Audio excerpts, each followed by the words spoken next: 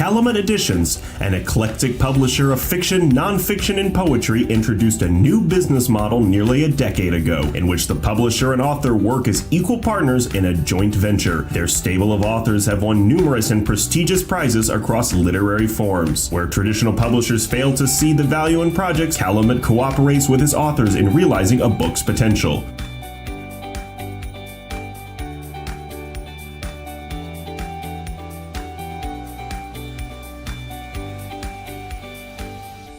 And welcome to Writer's Corner.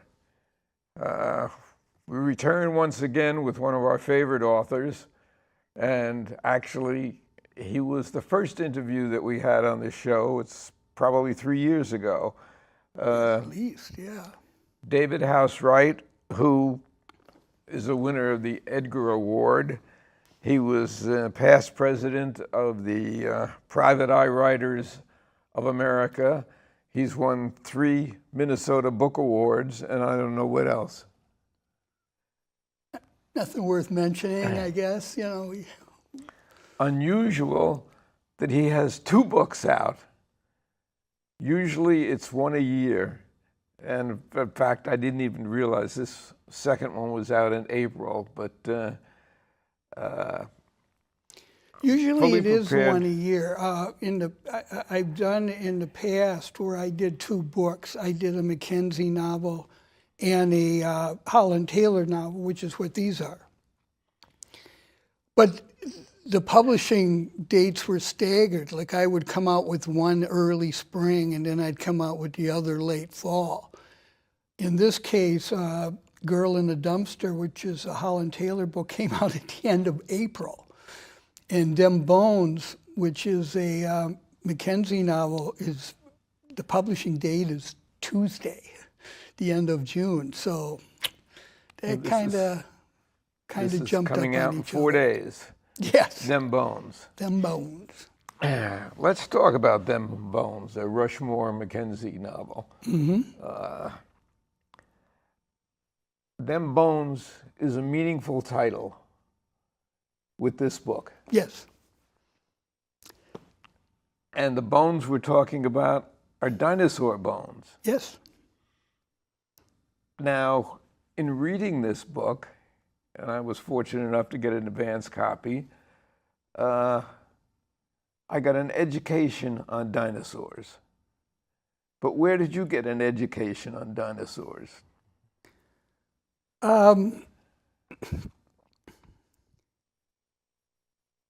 I have a bad habit. I'll finish a book, I'll send it off to my publisher, and then I'll walk in big circles around my house telling everybody that's it, I'm done. No more books to write, no more stories to tell. And my son, the economist, I'm not entirely sure what he does, but apparently it's very lucrative, but he kept saying, write about dinosaurs. Economist does, I don't know. Yes, and he's like, write about dinosaurs. I'm going, well, it's dumb.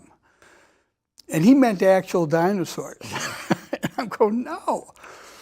And I mentioned this to a couple of people, mostly as a joke. Well, you don't see a lot of books, mysteries, thrillers about dinosaurs. No, but I started getting into it, and I started realizing there was a black market. And there's a lot of controversy about dinosaurs. A lot of scientists don't want them to be valued because people will buy them and stick them in their living rooms or wherever, and you won't be able to study them and so on and so forth. Wealthy people will buy anything. Yes. So I just, one thing led to another, and I talked to a few people, and I did a lot of research, and you became a paleontologist. Very weak paleontologist, but sure. We don't find a lot of dinosaurs in Minnesota. That's because Minnesota was basically underwater during this period, the Cretaceous period, and when the dinosaurs roamed. In northern Minnesota, northwestern Minnesota, you can find digs where you can find fish and other plants, but you're not going to find a Triceratops. You're not going to find a, Ankylosaurus. Ankylosaurus is one that you talk about in the book. Yes. Now, what's the difference between Ankylosaurus and, say, Triceratops? God. Well, the Triceratops is what everybody thinks of because of Jurassic Park and all that. That's what's in the museums? Yeah. An Ankylosaurus, which is rare, that's a lower beast. I don't know what quite to compare it to. Maybe an elephant, in that it's got the big head. It will knock down trees, and it has the tail with the club that they can use to whack. Only a couple of these have ever been found, and a complete skeleton has never been found. And I didn't want to do just the Triceratops. I didn't want to do the dinosaurs everybody knows. I just didn't think that was that interesting. So I tried, I found one that's a little more rare, that's a little more valuable. And you created a dig in Montana. Yes. With Minnesotans, excuse me, because Minnesota is really the locale of most of your writing. Yes. With McKenzie, at least. Yes. But like you said, we don't have dinosaurs. But there is what they call a Hell Creek Formation, and it begins in Montana, and it just goes down along the edge of North and South Dakota and into Wyoming. And this is where the dinosaurs roam, and you see a lot of digs out there. Minnesota, the Science Museum of Minnesota, for example, they've had digs out there. If you go to the Science Museum, you will see a lot of replicas. Well, but there are some actual dinosaurs that they found. A lot of Minnesotans in this book. Yes. Minnesota has a vibrant paleontology community, which I found surprising, considering there are no dinosaurs here. But yeah, they have, and I kind of stayed away from them a little bit. I mean, I talked to a few people kind of on the sly. I didn't want to, because all of these people are suspects in crimes, and I didn't want to. You were afraid of competition about people writing about dinosaurs. There you go. This University of Minnesota Macalester College has a paleontology community, and of course the Science Museum of Minnesota, which is where most of these things end up.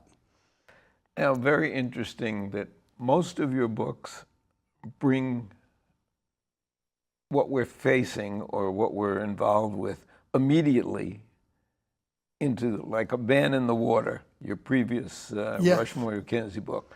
We find the man in the water immediately. Yeah, basically first paragraph. Yeah. Here's what we have in them bones.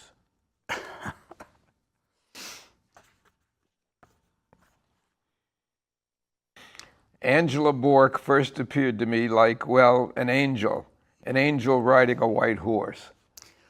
What happened,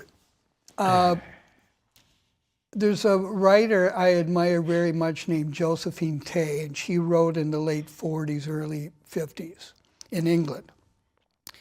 And she wrote a book called Miss Pym Disposes. And Miss Pym Disposes is a crime novel, it's a murder mystery. And Miss Pym is basically a psychologist, but this is before we had the terms to describe who these people are, who takes a job at a girls' school and gets involved with the students and the teachers and the community and all of this sort of thing. The murder doesn't take place for 3/4 of the book. But by the time it does, you have everything that you need to solve this. You may not know it, but you have it. And when I was writing this, it came to me, the story doesn't, usually the story begins with McKenzie, or in The Girl in the Dumpster with Holland Taylor. Somebody knocks on the door, somebody says, "Can you help me?" And then everything becomes backstory about he's talking to people, and we learn how everything took place.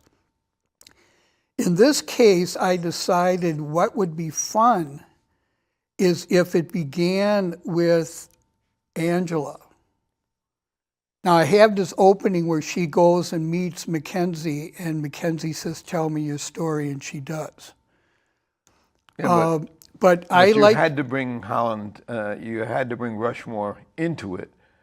So Well, to remind people, this is the second paragraph Yes. was, what happened, I had been drugged and left to die on the great American desert, what some people call the 475,000 square miles of barely populated land known as the Great Plains, by miscreants from Libby, South Dakota, who thought it would be fun if I disappeared without a trace, my body consumed by animals and insects. It's a long story. I'll have to tell it to you someday. Yeah.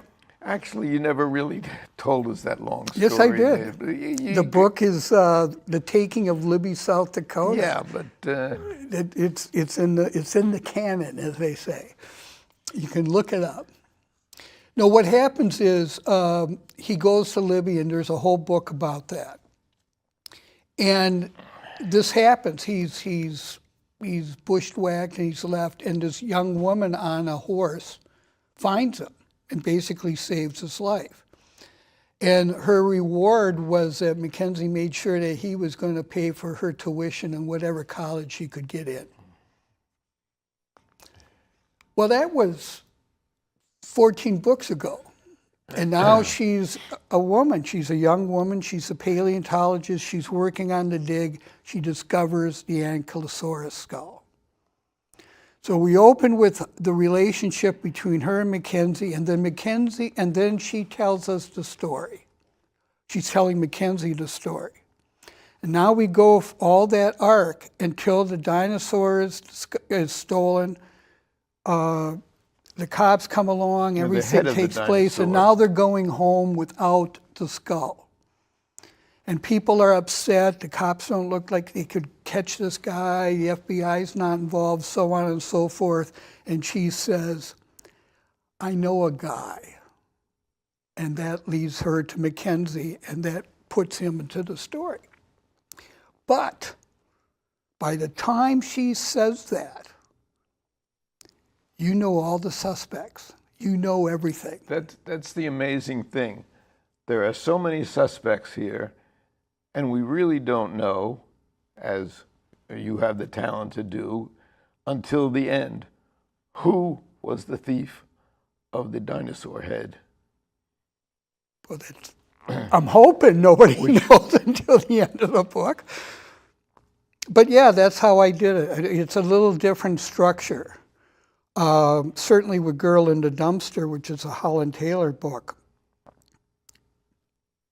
I think page 2, he's on the cave. And that's usually the way these books unfold. And I thought this might be fun to... Now, you very glibly said that Rushmore agreed to pay for her college tuition because she found him and saved him in the desert. Yeah. Where does Rushmore get the money from? What's the background on Rushmore? Well, Rushmore was a police officer at one point before the series begins with Hard Ticket Home. And there's this guy, he's a very ambitious embezzler, and nobody can find him. But he can. And nobody's paying attention to him because he's just a St. Paul cop. He's not FBI, he's, not BCA. So just for fun, basically, he tracks the guy down and captures him. Well, police officers are not allowed to accept rewards. Correct. Now, the cop, the embezzler he catches with all the cash, literally bags full of cash. Like $300,000 worth? No, like $5 million. $5 million worth. Yeah, lots of money. Yeah. Offers him a deal. Says, I'll give you half the money. Let me go. And Mackenzie thinks about it, picks up the phone, calls the cops, and resigns. And we're thinking, oh, he's going to take the money. Oh, no, he's turning them into the insurance company, and the insurance company is paying him half the money. Well, now he does this partly to give his father a very comfy retirement, but his father dies a few months later. So now he's rich, and he's got an investment woman who takes the money and grows it exponentially. So now he's rich and he's bored, and he does favors for friends. He's an unlicensed PI. Right. He becomes an investigator, at least in 22 books. Yes, yes. And one of the reasons I did that when I created a series, now I started with Holland Taylor. Now Holland Taylor is a traditional hard-boiled trench coat detective. Think Sam Spade, think Philip Marlowe, think Lou Archer. The reason I did this with McKenzie is because it opens up the kind of stories I can tell. Some of them are very dark and violent, and some of them are a little more lighthearted.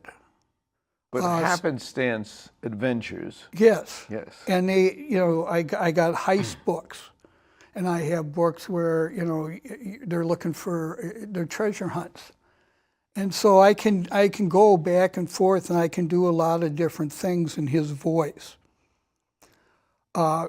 Taylor. He's going to do the jobs that somebody knocks on the door to pay him to do. And so his stories are much more hard-boiled, as the term goes. And what's the difference in their personalities? McKenzie, when McKenzie's head hits the pillow at night, he thinks he's making the world a better place. Terrible things happen, and he might even have done a couple of those terrible things. But the world is a better place. Taylor is much more cynical. He does not have that viewpoint. He knows the world is gone to hell and it's going to be the same tomorrow. He's much more of a loner.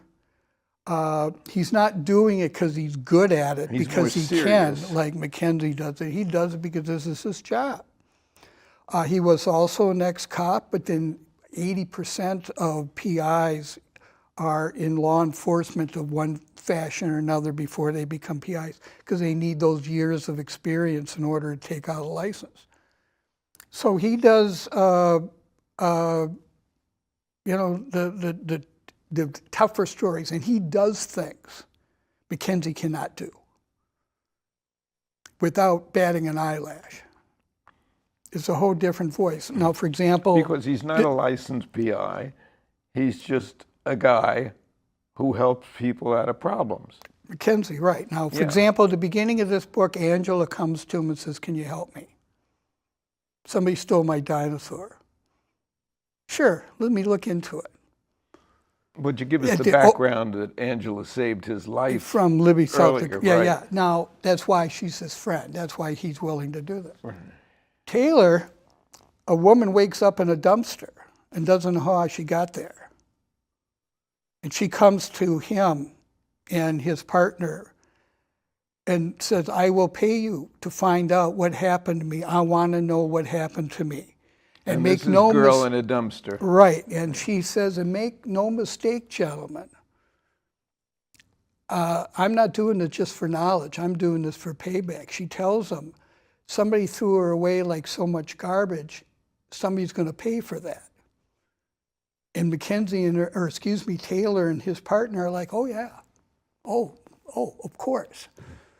So this is a little more vengeance-oriented, and the other one isn't. And that's the difference. The two characters are... McKenzie you'd hang out with, and he'd probably pick up the tab. Right. Taylor, no, I'm not going to hang out with you. It's a little bit more humor in Mackenzie's books also. Yes. You're very careful about that. Again, they're a little more lighthearted. Yeah. They're a little bit more fun. I do not linger over the violence. Somebody gets shot, they get shot. That's one sentence. You're not going to see blood splurting and all this sort of thing. As opposed to a Bourne book. I actually mentioned that to Freeman, and he just looks at me and he goes, "What are you Yeah, gonna I do, just finished his latest Bourne book, man?" and we got sex, we got a lot of women who he's involved with, and we probably have 40 bodies Oh, easy. spurting blood. Amazing that he never is put out of action. Bullets crease him, and bullets, maybe lodge in his shoulder, but he's just amazing. It's a franchise. This is going to go on and on. After Brian's done writing them, somebody else will pick it up. Well, certainly McKenzie is a franchise. True. 22 books. Yeah. How have you aged him as we have gone along? I actually have a list of all the books and his age at each time in the books and this sort of thing, so I keep track. In the 22 books, he's aged 10 years. I write the books so you don't have to read them in order. The only time you get references in, say, this book to other characters in previous books is if it's pertinent to this book. Such as his wife now. Such as, yes, Nina or briefly Bobby Dunstan, that sort of thing. So I write it so they're all standalones. But if you pick up, say, Madman on a Drum, Bobby Dunstan's daughter, Victoria, is like 13 years old. You read Them Bones, and she's a freshman in college. Yeah. So we do have the passage of time. I met Sue Grafton. I had the pleasure of spending time with her, and I remember we were talking, and I told her that Kinsey Milhone hadn't aged 3 weeks since A is for Alibi. Yeah. And I think she was on M for Malice at the time we were chatting. And she looked at me and told me, "I just don't want to deal with the technology." She liked it was 1987 and people had to go to payphones and look things up in telephone books. She didn't want to have to deal with the with technology. And it's a thing I have to do with all the time. Now, Rushmore is a zaddy. What is a zaddy? Well, I came across that line and I just thought it was hysterical. So a friend of Victoria, when they were in college, Mackenzie was on the campus of the university because talked to the guys, to the paleontologists. And her friend, he overhears her friend saying, "He's kind of a zaddy." So the joke, the running gag in the book is he doesn't know what that is. Right. And then when he finds out, he's like, "Oh yeah, I'm an older guy who's still has sex appeal." And it's the last line in the book, actually, when his wife calls him a zaddy. Yeah. Yeah. Now that would never happen in a Taylor novel. Absolutely not. But it runs through. You wonder about it. And then you create all these characters, professors, students, etc., and you're wondering who is the thief? Who set this thing up? Yeah. And of course, I'm hoping. Yeah. That's exactly what you're doing. It's interesting because the perpetrator is who I hoped the perpetrator would be. Oh, really? But yeah. Okay. But I was hoping you would think it was somebody else, but that's cool. No, I didn't really, because I don't with your books, make a conclusion before the end because I know I'm always surprised. But I was hoping that this person would be the perpetrator, and it ended up that that person was. I don't want to give any sex to it, he or she. Appreciate that. But it was really fascinating to me. Now I haven't read Girl in a Dumpster yet. That one, if that one does not surprise you, I will be very Really? Disappointed, yeah. What is this, number 6 of the That's six, Holland yeah, Taylor? the 6 of the Holland Taylor novels, right. And on the 7th day, you rested. And 7th day, I wrote the next McKenzie novel, which comes out next June, I'm hoping. It's done already? Oh, yeah. It's about a year in advance, the way things work with traditional publishing houses. You know, you're self-published, you can publish it 5 minutes after you're done, but... Yeah, but then when you self-publish, it doesn't sell like those books sell. They don't, for the most part. There are a few success stories that we can get into. I mean, I could give you an hour on self-publishing versus traditional publishing, pros, cons, goods, bad, all that. Yeah, for the most part, it helps to get an agent, though. Excuse me? It helps to get an agent, and sometimes it's harder to get an agent than it is to write the book. Oh, yeah, yeah. If you want to get into the big houses, and this is where the money is, this is where they hand you the check when you give them the book, you need an agent. But there are so many smaller houses now, independent publishers, like Down and Out Books, where that's not necessarily the case, where you might be able to represent yourself. You want to be careful, you want to make sure you get a smart contract and all that, but you don't necessarily need an agent. I was lucky in the way my career evolved with an agent, but I know a lot of people are doing it differently, and they're doing okay. Now, your locales move about, but it always focuses on the Twin Cities. Well, that's where he lives, because that's where I live. Plus, but you know, like for example, in Them Bones, we end up in Canada. We end up in Toronto for a big part of the book, as he's looking for buyers and that sort of thing. Well, that was partly so I could deduct my vacation on my taxes, but and I've done that. But sometimes you go to a location like the same thing in North Dakota. When you did the Washington book. Well, the Washington book also, but then the second one was a North Dakota book. This third one, which is not selling at all, Firefight in Shelter Rock, it's about book banning. Okay. And I don't think I subjected you to that one, but... Location, I think we learned a hard way. Back in the day, all the books were either New York or San Francisco, LA. And then guys like Carl Hiaasen and James Crumley, who wrote Montana, and James Lee Burke in Florida, and John Lutz in St. Louis, said, no, that's BS.